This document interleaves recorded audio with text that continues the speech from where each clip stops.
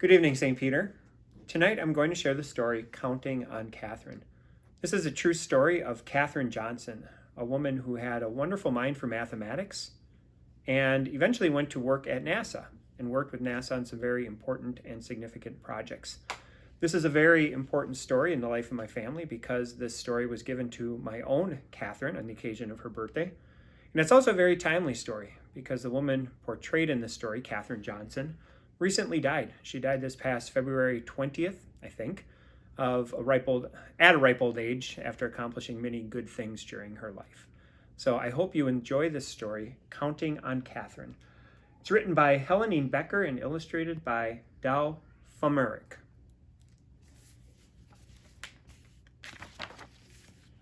Counting on Katherine.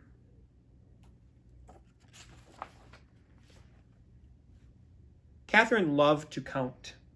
She counted the steps to the road, the steps up to church, the number of dishes and spoons she washed in the bright white sink. The only thing she didn't count were the stars in the sky. Only a fool, she thought, would try that. Even so, the stars sparked her imagination. What was out there? Katherine yearned to know as much as she could about numbers, about the universe, about everything. Katherine's boundless curiosity turned her into a star student. She was so bright she skipped 3 whole grades. She catapulted right past her brother. He wasn't too happy about that.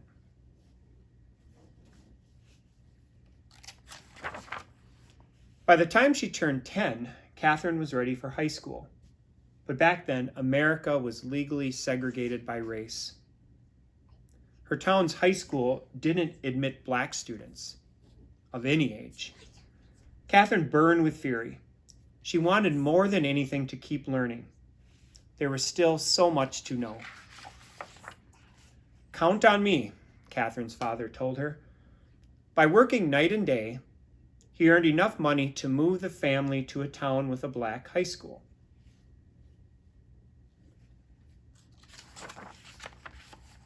Katherine loved high school. She was very good at every subject, but math was still her favorite. She dreamed of becoming a research mathematician, making discoveries about the number patterns that are the foundations of our universe. In those days, though, there were no jobs as research mathematicians for women. Professions most available to them were teaching and nursing. So Katherine became an elementary school teacher.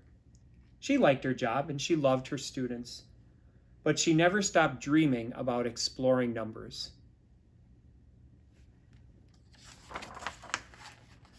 In the 1950s, the U.S. government's National Advisory Committee on Aeronautics, NACA, hired thousands of new employees.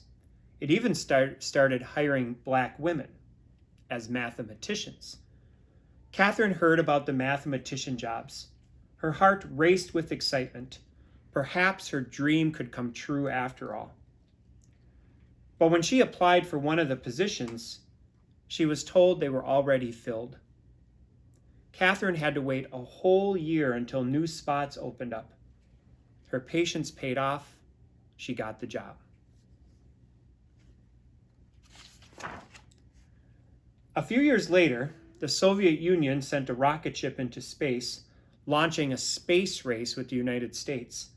NACA was rolled into a new space agency, the National Aeronautics and Space Administration, NASA. Katherine now found herself at the heart of America's space program. She worked as a computer. Electronic computers were not widely used yet, calculating long series of numbers. All the computers were women.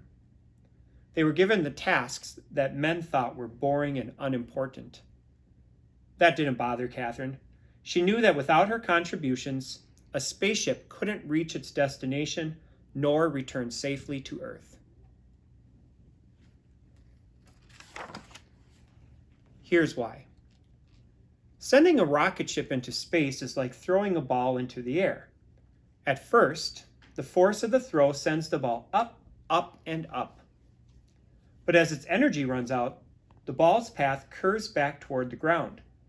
Where it lands depends on what angle it was thrown and how high and how fast it flew. Because math is kind of a language, Katherine could ask those questions. How high would the rocket ship go and how fast would it travel? Using numbers. And numbers would provide the all-important answer.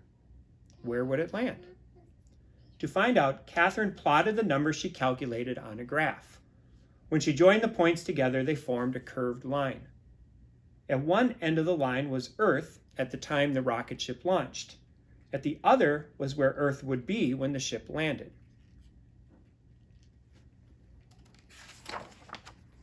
Katherine's reputation for accuracy and strong leadership skills, she was known for asking plenty of questions, got her promoted to Project Mercury, a new program designed to send the first American astronauts into space.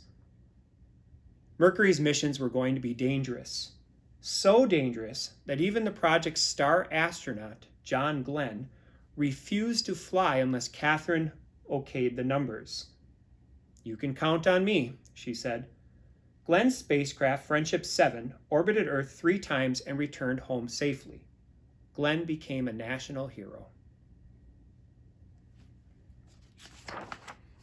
Katherine was promoted again.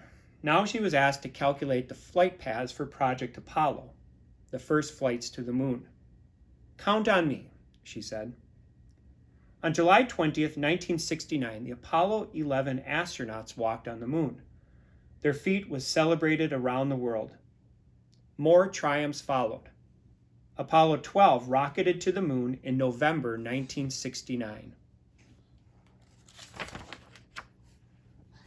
Apollo 13 launched on April 11th, 1970.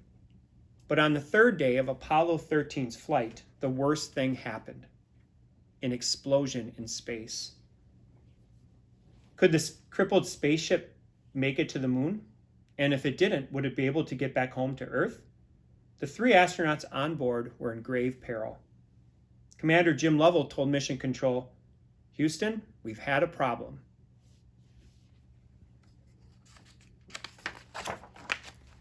Back on Earth, Katherine Johnson got a phone call. Her flight path calculations would have to be done all over again, and perfectly. It would be the toughest challenge of her life. Katherine told Mission Control, "You can count on me." She rolled up her sleeves, took a deep breath, and began doing the math. She worked hard and fast. A few hours later, Katherine's calculations were finished. The flight path to return home would take the ship around the far side of the moon. From there, the moon's gravity would act like a slingshot to zing the ship back to Earth. To get home, the crew of Apollo 13 would have to follow Katherine's course exactly by burning off fuel at precise intervals. If the astronauts made a mistake, their ship would drift through space forever.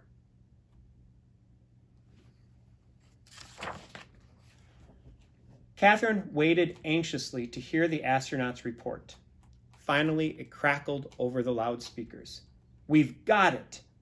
Apollo 13 was back on track.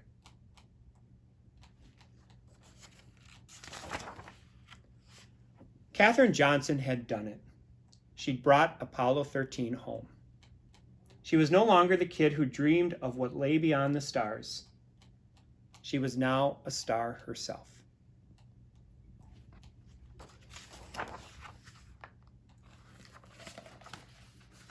Thank you for listening to this wonderful story about this wonderful woman. I encourage you to find out some more about Katherine Johnson and have your own dreams among the stars. Good night, St. Peter.